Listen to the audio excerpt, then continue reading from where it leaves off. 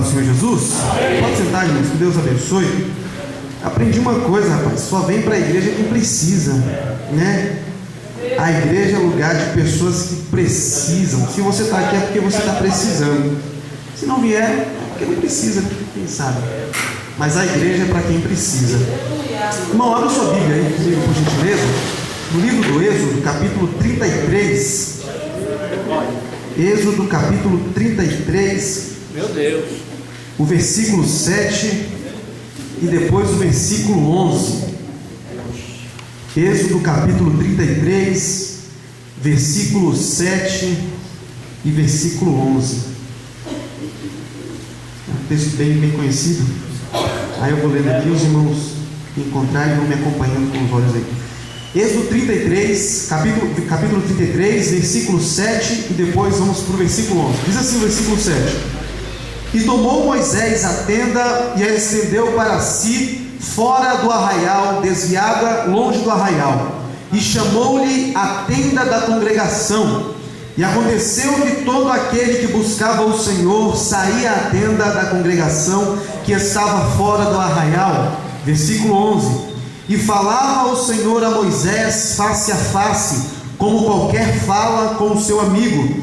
Depois tornava ao arraial.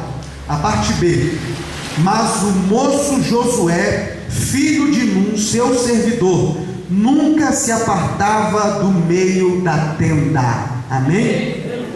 Nós vamos tomar como base nesta noite aqui, irmãos, o versículo 11 e a parte B. A parte final do versículo 11 eu vou ler novamente. Diz assim: Mas o moço Josué, filho de Nun, seu servidor, nunca se apartava do meio da tenda.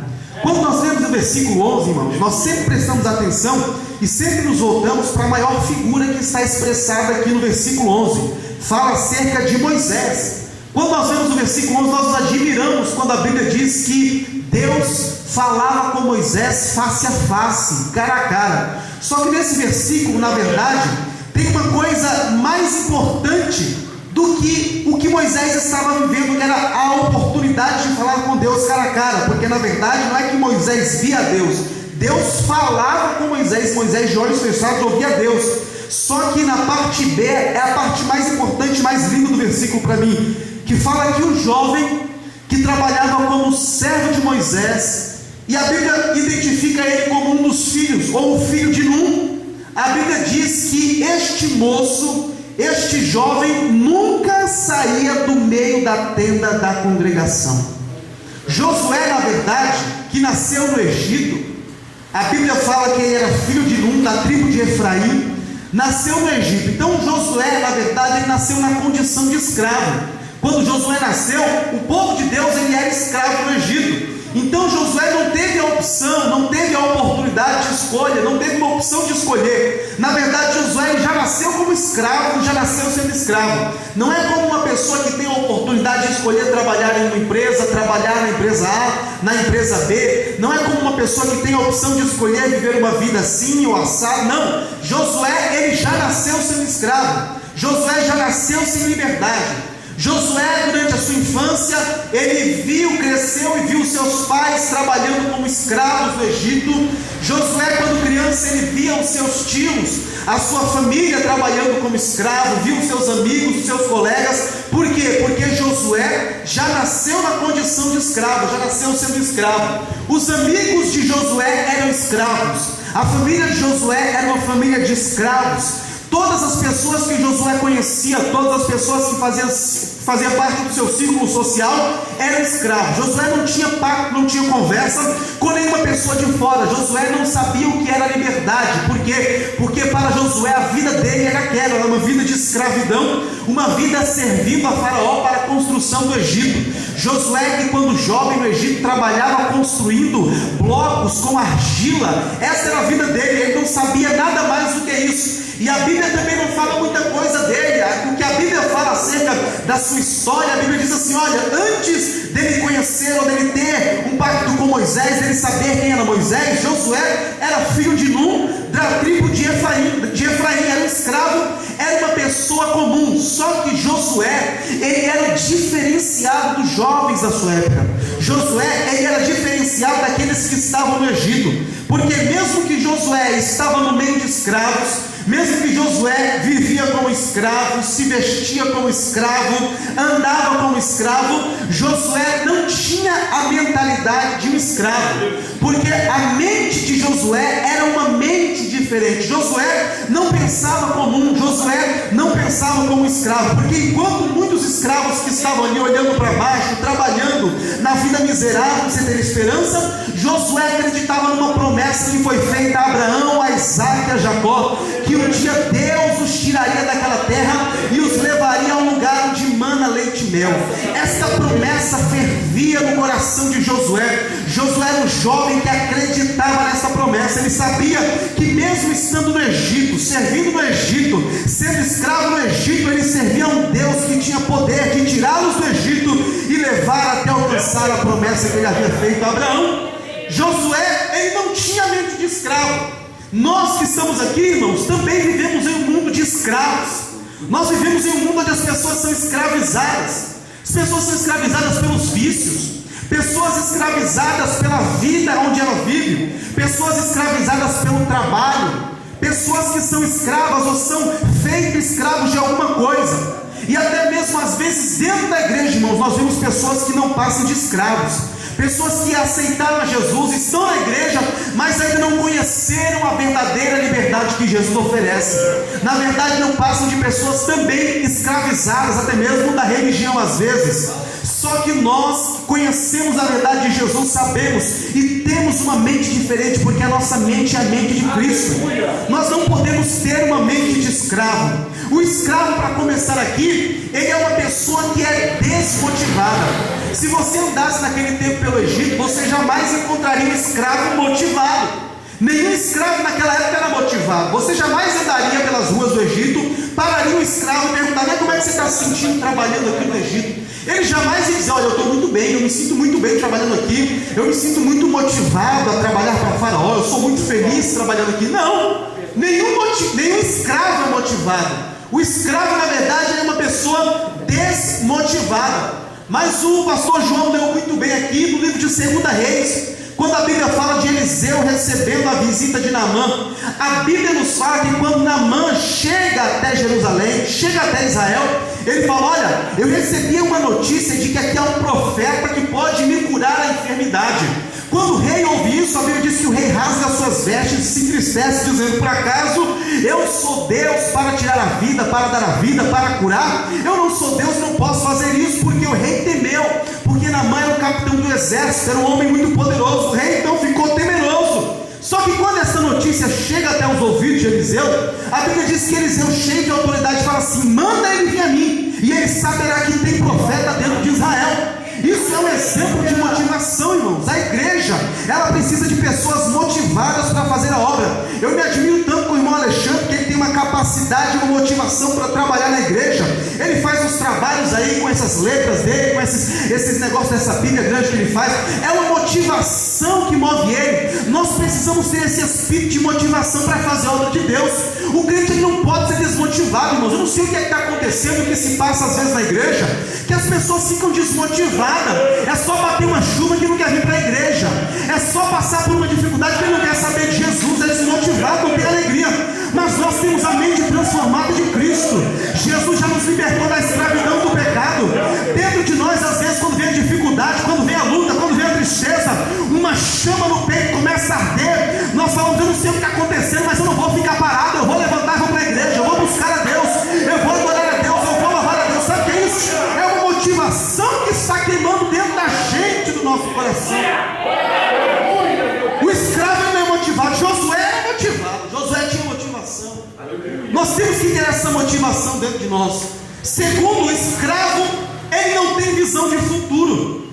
Você também jamais, andando pelas ruas do Egito, ia falar com o escravo, e o escravo ia falar assim: olha, eu estou fazendo planos para o futuro. Eu pretendo aqui construir uma casa, ajuntar um dinheiro aqui para construir uma casa. Eu pretendo aqui ter 3 filhos. Eu quero colocar os meus filhos nas melhores universidades aqui do Egito. Não, porque o escravo não sabia nem se ele ia estar vivo no dia seguinte. Escravo, na verdade, não faz planos para o futuro. Os amigos de Josué não tinham planos para o futuro. Os amigos que viviam com Josué trabalhando ali não tinham plano, mas Josué fazia: olha, eu vou para uma terra que mana leite e mel. Josué acreditava na promessa porque ele não tinha mentalidade de escravo. A Bíblia nos fala em Hebreus capítulo 11, quando vai falando ali acerca dos heróis da fé, é tão lindo que aqueles homens viram, a Bíblia diz, a promessa de longe.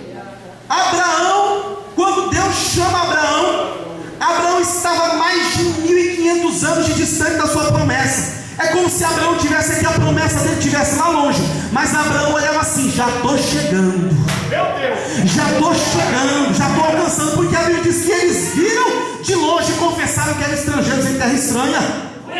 Isso é visão de futuro. Nós não estamos aqui, irmãos, aleatoriamente. Nós não fomos criados por Deus porque Deus não tinha o que fazer e falou: vou criar a humanidade. Não, nós estamos aqui com um propósito. Nós temos uma visão, sabemos de onde viemos e sabemos para onde vamos.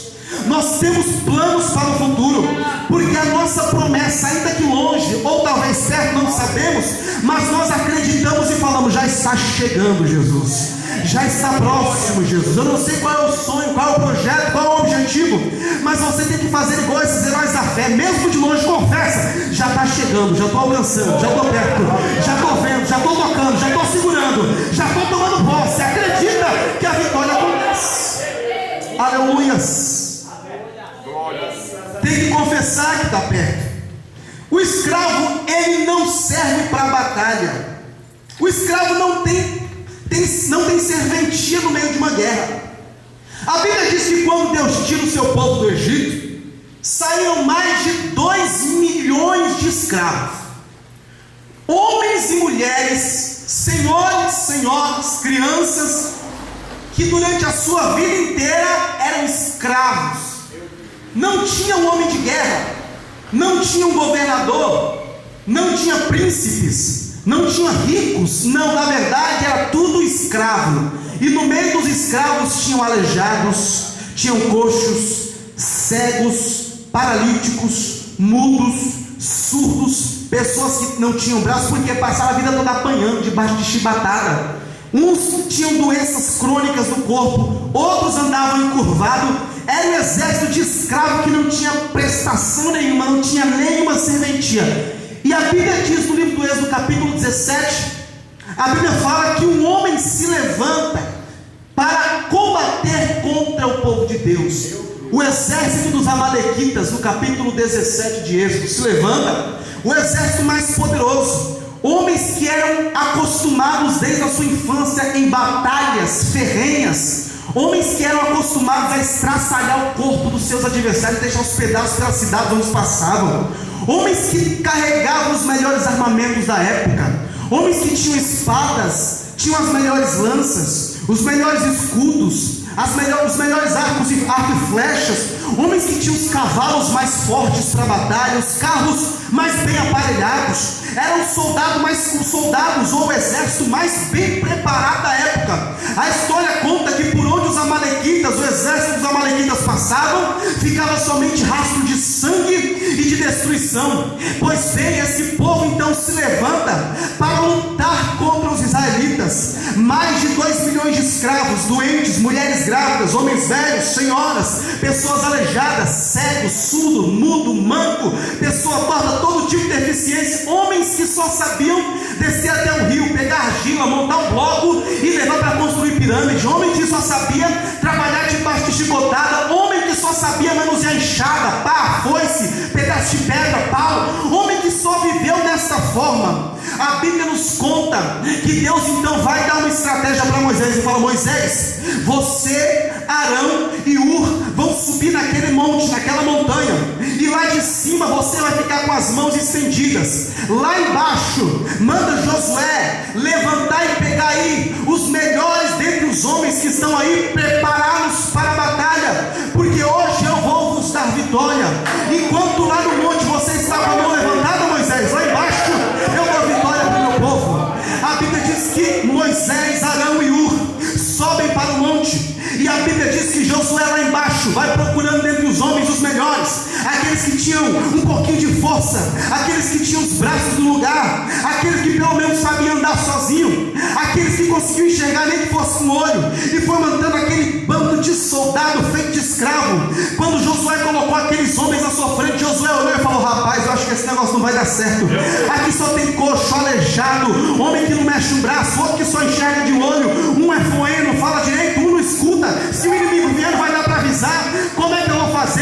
Aí Deus deu a ordem, eu vou ter que fazer. Aí Josué fala: cadê as armas de vocês? Me mostra as armas. Aí um levanta a pá, outro levanta a enxada, outro levanta a foice, um pega um pedaço de pau, outro pega uma pedra e fala: Josué, nós só temos isso. Josué fala: mas se Deus está mandando, vamos para a batalha. Lá em cima a Bíblia diz que Moisés levanta as mãos. Enquanto Moisés levantava, o povo desceu para a guerra. A Bíblia diz que como se fosse o Espírito Santo desceu naquele bando de soldados que era escravo.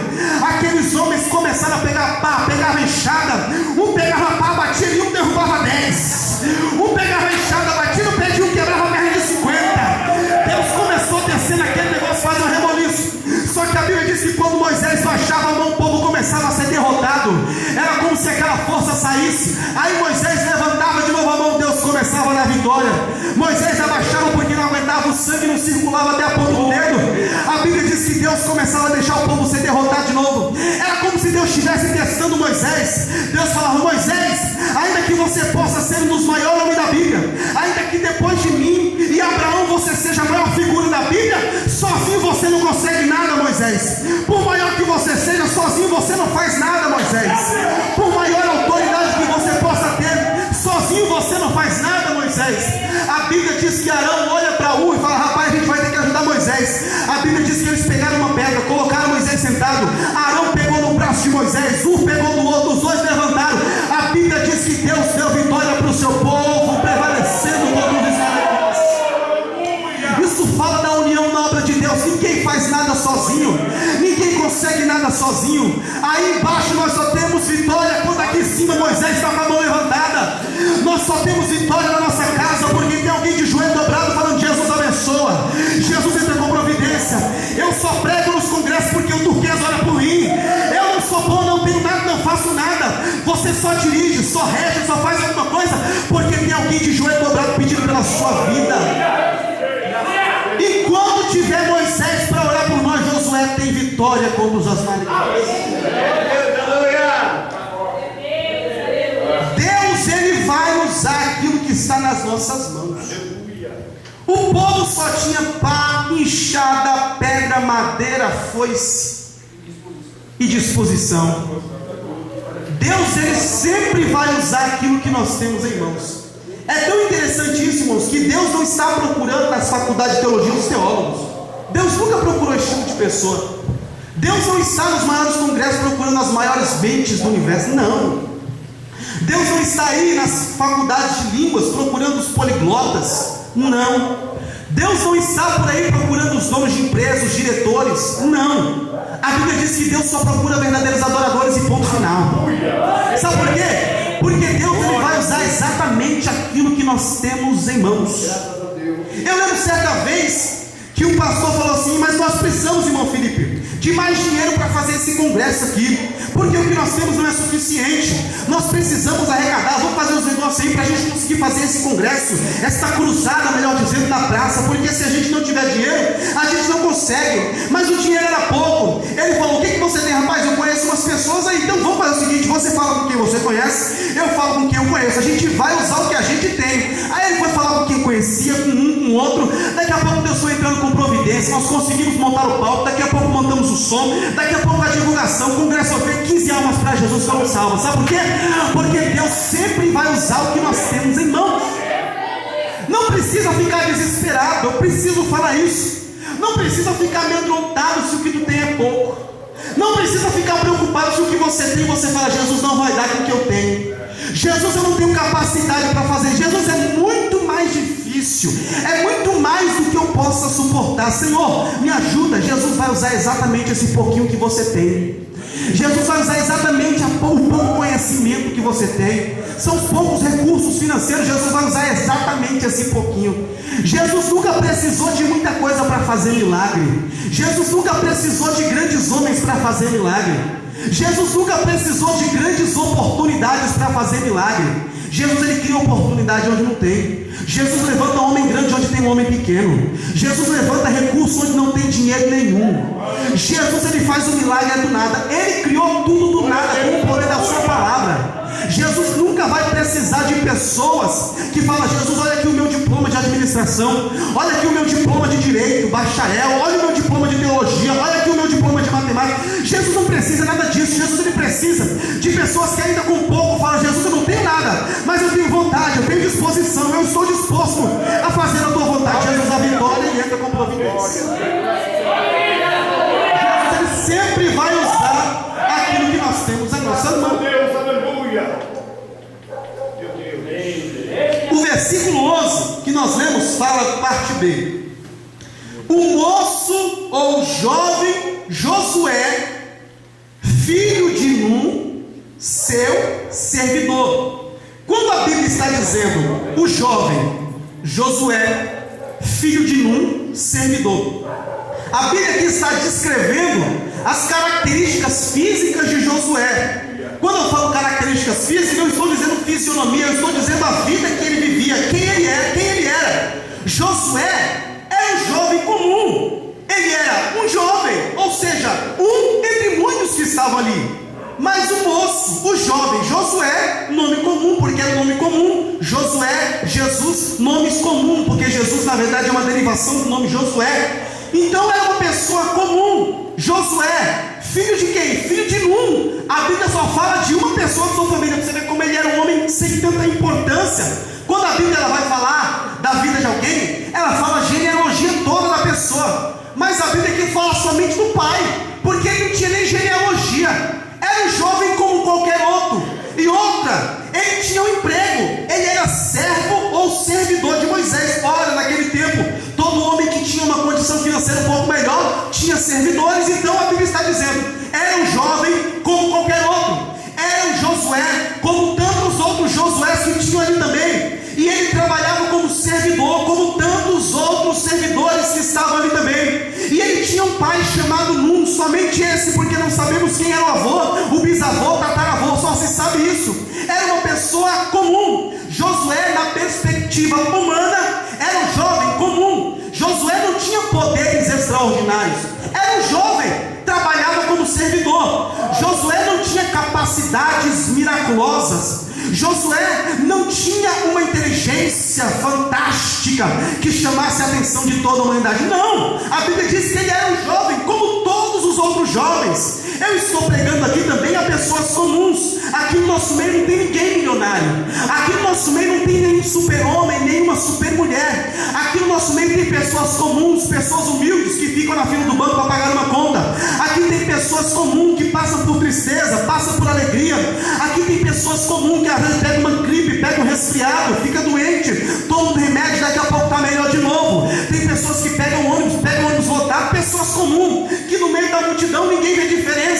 Que se ficar no meio da multidão se mistura, por quê? Na perspectiva humanamente falando, são pessoas comuns, são pessoas normais. Só que a Bíblia diz que este jovem tinha uma diferença, porque este jovem tomou uma decisão. Ele era comum, como qualquer outro, mas Josué escolheu não sair do meio da tenda. Eu estou pregando aqui realmente a pessoas comuns, a pessoas que pagam contas, que pagam sua necessidade, que na sua área física choram, que fisicamente falando tem suas debilidades. Há homens que às vezes ficam preocupados porque são pais de família, o dinheiro para pagar a conta não está chegando.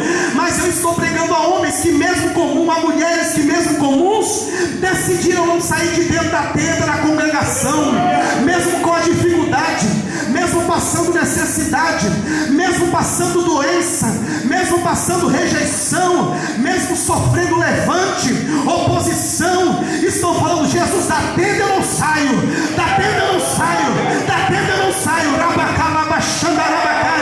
Eu não vou deixar a tenda, eu não vou largar a tenda. São pessoas comuns. Você que está me ouvindo aí, passa por tristeza, passa por dificuldade, mas você está dizendo: eu não saio, eu não saio, eu não saio, eu não.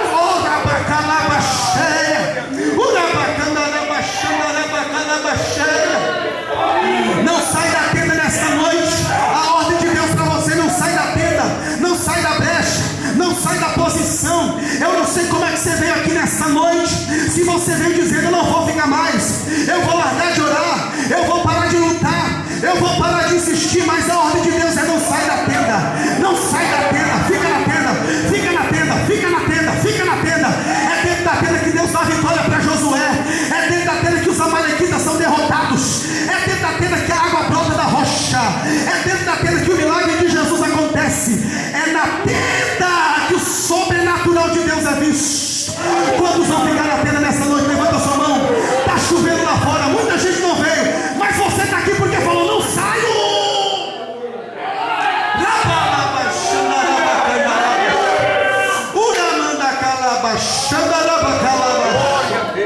Eu não saio da tenda de jeito nenhum. Bendito Deus, aleluia. A história conta que no meio da tenda de Moisés tinha uma madeira que ficava sustentando toda a tenda. Aleluia. Toda a tenda era sustentada. Essa tenda da congregação aqui não é o tabernáculo ainda, o tabernáculo ia ser construído. Essa tenda aqui é a tenda que Moisés vivia, que Moisés morava. Ele colocava fora do arraial. E no meio da tenda tinha um pedaço de madeira, um cajado grande que ficava enfincado no meio. Esse cajado que ficava no meio sustentava toda a tenda. A história conta que Josué dormia abraçado no cajado. A história diz que Josué passava um dia agarrado no cajado. A história conta que Josué ficava o dia todo com a mão no cajado. Isso fala da obra ministerial. Tem pastor, tem obreiro que está passando dificuldade, tem irmão que está passando luta, mas mesmo assim está segurando o ministério no cajado. Fala: é dia e noite, pode estar acontecendo o que acontecer, eu não saio de perto do cajado. No meio da tenda está lá segurando o cajado, segurando o ministério. Fala: Jesus, o Senhor me deu, ainda que eu passe fome, ainda que eu passe necessidade, não largo do cajado, não solto o cajado nesta noite.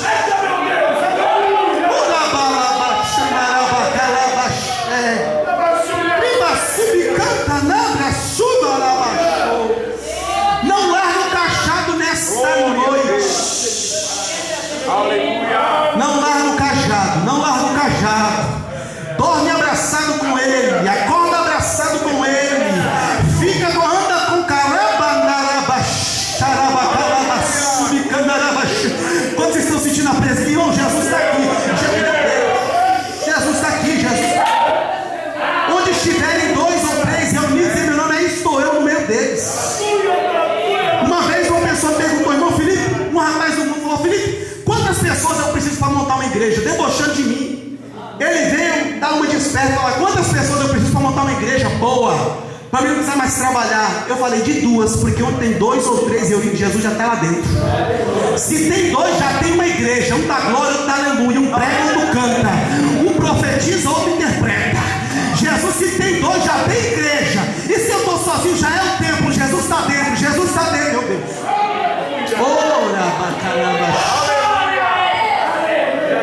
Não larga o ministério, não larga o cajado. Fica com o cajado, fica com o cajado. Conta-se que tem 2 dias importantíssimos para o regente de um grupo. 2 dias são importantíssimos para o regente de um grupo. O dia importante, o primeiro dia importante para o regente de um grupo, é o último ensaio que antecede a festividade. A igreja está cheia dos irmãos, os componentes do grupo, todos estão lá, vieram todos, está em peso. Aqueles que só aparecem na festividade estão lá, tudo alegre, com cara de crente. É um dia importantíssimo. O último ensaio, está todo mundo presente, todo mundo feliz. O segundo dia importantíssimo para o regente de um grupo, e o mais importante, é o primeiro ensaio depois da festa. Não vem ninguém, só está ele para abrir a igreja. Os irmãos chegam tudo meia hora atrasado, as irmãs, os jovens, tudo meia hora atrasado. Por quê? Porque aqueles que só vêm uma vez no ano já não aparecem, só vem na festa do ano que vem. Cadê? Onde é que vai estar? Cadê essas pessoas? Está no shopping center andando, está em casa assistindo o pastor Faustão, comendo pipoca, vendo filme, está no cinema saindo por aí, está no parque namorando, andando. Mas a Bíblia diz que ainda assim Jesus está dentro da tenda procurando Josué. Cadê Josué dentro da tenda? Cadê Josué abraçado no cajado? Cadê Josué? Cadê Josué? Cadê Josué? Segurando o cajado, dizendo: eu não largo do cajado, eu não largo do cajado, eu não solto o ministério. Cadê Josué? Aleluia.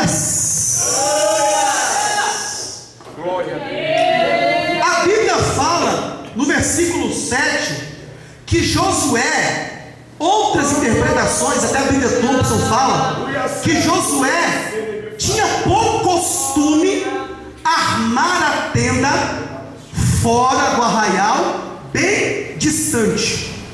Por que isso, irmão Felipe? Nos versículos anteriores a Bíblia diz que Deus falou assim para Moisés: Moisés, dentro do arraial dos israelitas tem pecado. Dentro do arraial dos israelitas tem discórdia, tem divisão. Se eu descer, eu mato todo mundo. Meu Deus. Se eu for aí, Moisés, eu vou matar um por um. Por quê? São povo de dura cerviz. Quando a Bíblia fala cerviz, está dizendo de quê? Coluna cervical. A Bíblia está dizendo que são um povo que não se dobra diante de mim. Meu Deus. É um povo que não quer se dobrar. A coluna cervical deles é dura. Se eu descer aí, eu mato todo mundo. Josué então tinha que ir para falar com Deus, como costumeiramente fazia.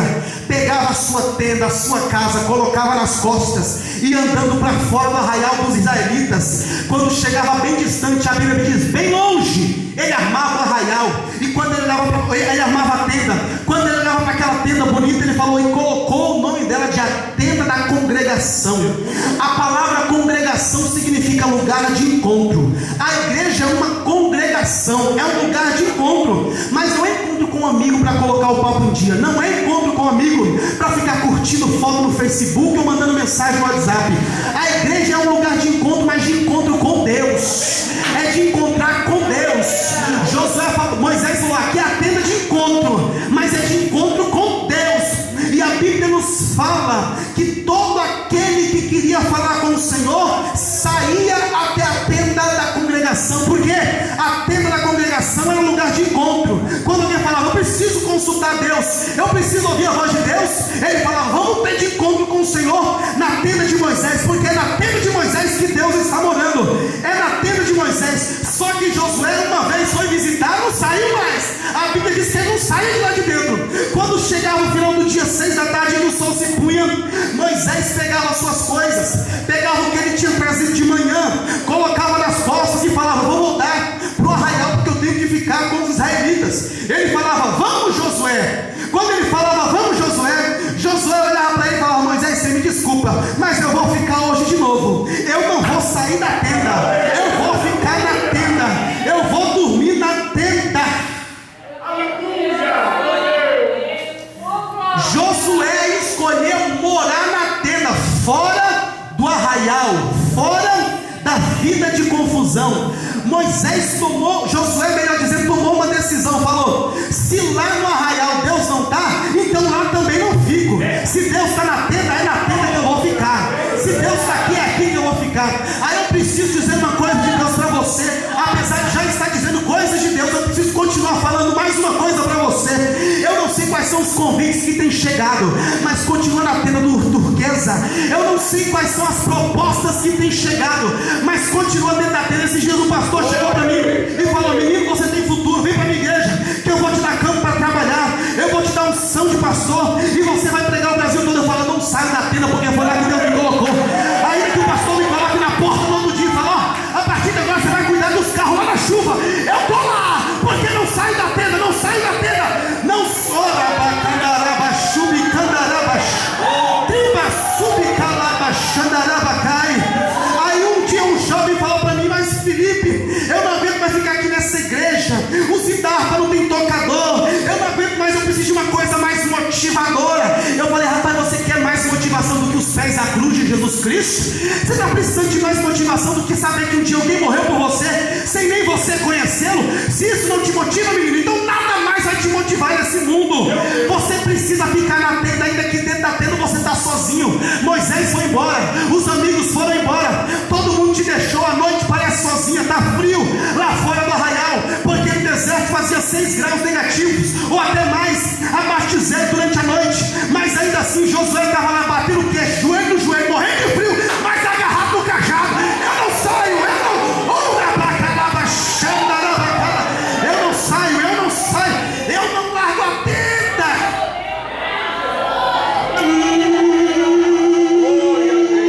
Samba calabas, tribadabas, subicalabadarabas, ora mantuia manacandarabas.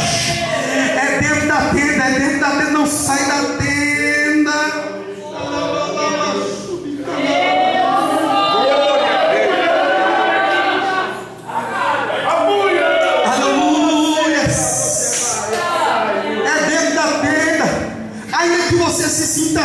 só, ainda que você olhe para o lado e não tem ninguém, o frio está vindo, a necessidade está vindo, mas a ordem de Deus para você nessa noite é: não saia de dentro da tenda.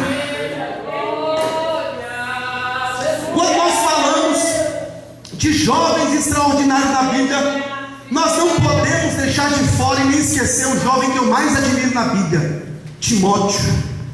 A Bíblia diz que este jovem que morava numa cidade chamada Listra era filho de Lóide, neto de Eunice, mulheres judias da linhagem do povo de Deus. Só que Lóide, sua mãe, casou com um grego que não era da linhagem. Então Timóteo era filho de um casamento misto. Era como nos dias de hoje nós falamos que o jovem na igreja é filho de uma mãe evangélica e de um pai não evangélico, porque a mãe professava a fé em Deus, o pai professava a fé na mitologia grega, em Apolo, em deuses gregos, é na deusa do amor, é Afrodite. O pai dele acreditava em coisas do mundo, a mãe dele acreditava em coisas de Deus. E Timóteo, na verdade, ele foi criado nos preceitos de Deus, porque a sua mãe o criou. Lóide falou: meu marido pode não ser crente, meu marido pode não servir a Deus e pode não compactuar da minha fé, mas o meu filho eu vou criar dentro da igreja, o meu filho eu vou ensinar o caminho certo, ainda que o meu marido queira ensinar ele a adorar a Afrodite, a Atenas, a Apolo, a Zeus, a Hércules, o meu filho vai adorar o Deus criador dos céus e da terra. Foi a decisão que Lóide tomou. Esta decisão de criar Timóteo dentro do templo de Deus, ensinando o decálogo, ensinando o Pentateuco, ensinando as leis de Deus, fez com que Timóteo crescesse um jovem diferenciado na congregação. Timóteo era um jovem que estava acima da média da igreja. As pessoas olhavam para Timóteo e falavam: lá vai o rapaz que é de Deus, lá vai o jovem que tem testemunho. Timóteo tinha um testemunho tão forte entre os irmãos da igreja de Listra. Timóteo tinha um testemunho tão forte entre os irmãos que serviam na sinagoga em Listra, que quando Paulo vai visitar Listra, Paulo começa a pregar a palavra, e a mãe de Timóteo, a avó de Timóteo e mais um monte de pessoas aceita Jesus lá, se converte ao evangelho. E alguns obreiros da igreja que a Paulo havia aberto chega para Paulo e fala: Paulo, aqui tem um jovem que é diferente, Paulo, aqui tem um jovem que está acima da média, Paulo, tem um jovem aqui que tem bom testemunho entre os irmãos, tem um jovem aqui, Paulo, que ele serve a Deus fielmente. É segunda-feira, está na igreja, terça-feira Paulo está ensinando no templo, quarta-feira Paulo está no circo de oração, quinta-feira Paulo está visitando os enfermos, sexta-feira Paulo, em vez de sair para a balada, ele está orando dentro da igreja, sábado, em vez de sair para aproveitar a vida, a juventude, ele está buscando nas casas, que domingo, em vez de estar por aí vivendo nos bares à tarde, ele está louvando ao Senhor no culto à noite. Esse jovem é diferente, Paulo, ele está acima da média. Quando Paulo conhece Timóteo, Paulo logo se maravilha com aquele jovem, com o espírito que havia dentro daquele jovem.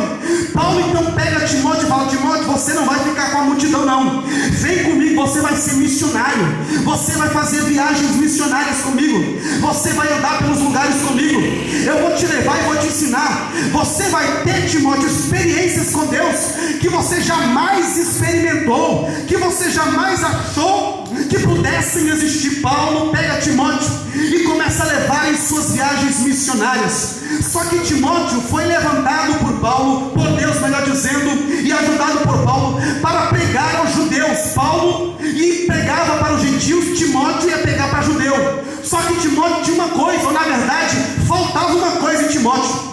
Timóteo, ele não era circuncidado como manda a lei dos judeus. Então a Bíblia diz que Paulo, temendo que os judeus não aceitassem as palavras de Timóteo e não recebessem a sua autoridade, manda circuncidar Timóteo. Ora, Paulo não achava que isso era importante, porque nas suas cartas ele deixa bem claro que a verdadeira circuncisão não é na carne, mas a verdadeira circuncisão é no espírito. É aquela que você corta do coração todo mal, tira do coração toda impureza, toda lascívia, tudo aquilo que não agrada a Deus.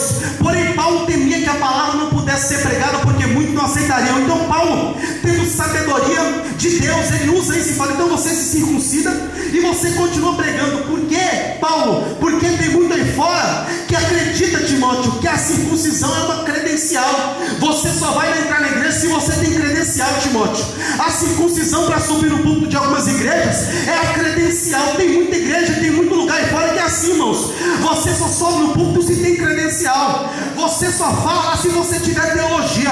Você só prega lá se você tem alguma coisa. Se você é um João Ninguém que está começando o ministério agora, se você é um irmãozinho que só sabe ler o Salmo 23 aqui, você não sobe. Você tem que ter credencial. Você precisa ter unção de pastor, de evangelista, de presbítero. Mas Deus ainda está chamando pessoas, assim como Amós no capítulo 7, versículo 14 e 15. Eu não era profeta nem filho de profeta. Na verdade, eu era boiadeiro. Deus me tirou de trás da junta do boi e falou: vai, profetiza para o meu povo. Eu não tenho nada, não falo nada, não tenho credencial, não tenho unção de pastor, não tenho teologia, mas onde ele manda eu vou. Onde é que está Timóteo aqui nessa igreja? Onde é que está Josué? Ele não sai da tenda. Eu não tenho nada, irmão Felipe, mas eu não tenho teologia para subir lá. Não importa, Jesus coloca lá. Mas, irmão Felipe, eu não tenho faculdade para galgar os degraus daquela empresa. Jesus vai te dar condição e você vai chegar lá. Irmão Felipe, eu não tenho parente para me colocar numa boa faculdade. Jesus abre a porta até da USP nessa noite, mas você vai chegar lá.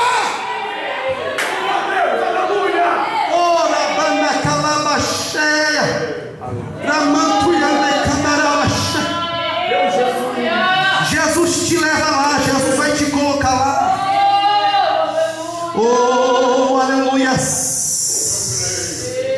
Em Números capítulo 27, versículo 18 e versículo 20 de Números, olha só como terminou aquela decisão de Josué, falando: eu não vou largar o cajado de Moisés, eu vou ficar abraçado com o cajado e não vou sair do meio da tenda, nunca vou sair do meio da tenda. Olha o que Deus fez em Números 27, versículo 18 e versículo 20. Olha a decisão deste jovem. Então disse o Senhor a Moisés: toma para ti a Josué, filho de Num, homem em quem há o Espírito, e põe a tua mão sobre ele. Versículo 20: e põe sobre ele a tua glória, para que lhe obedeça toda a congregação dos filhos de Israel. Quando a Bíblia fala que põe sobre ele a tua glória, em outras traduções, ou originalmente, a Bíblia está dizendo: põe sobre ele a tua autoridade, Moisés, para que quando Josué falar, seja igual a boca de Moisés, e quando a boca de Moisés falar, seja igual a boca de Deus. O que Deus está fazendo aqui? O jovem decidiu não sair de dentro da tenda. Deus pegou e a mesma autoridade que tinha em Moisés recaiu sobre o moço Josué. Josué recebeu a mesma autoridade. Sabe o que é isso, irmãos? É quando uma pessoa fala: eu não vou sair debaixo da autoridade do pastor, eu não vou sair debaixo da autoridade de irmão, eu não vou me rebelar, eu não vou me levantar contra o círculo de oração, eu não vou me levantar contra a mocidade, eu não vou me levantar contra o obreiro, eu vou permanecer debaixo da tenda do pastor, eu vou permanecer debaixo da tenda de Moisés, eu vou permanecer agarrado no cajado, ainda que quem passa lá fora olha para a tenda, não vê ninguém me vê, mas eu estou aqui dentro, agarrado na tenda de Moisés, e não saio daqui. Quando alguém toma essa decisão, lá na frente, quando o pastor for deixar o cargo, quando o líder for deixar o cargo, Deus vai chamar ele de conta e falar: rapaz, coloca a tua mão sobre aquele moço que te ajudou, coloca a tua mão sobre aquela moça que tomou a decisão e falou: eu não vou sair, e põe sobre ele a tua autoridade, porque eu estou te levando, mas eu deixo o outro com autoridade igual, eu deixo o outro com a mesma autoridade. É momento de nós tomarmos a decisão para falar: Jesus, não sai da tenda, Jesus, eu não vou sair dentro da tenda, eu vou permanecer na tenda, porque é na tenda que o Senhor dá a vitória. Amém.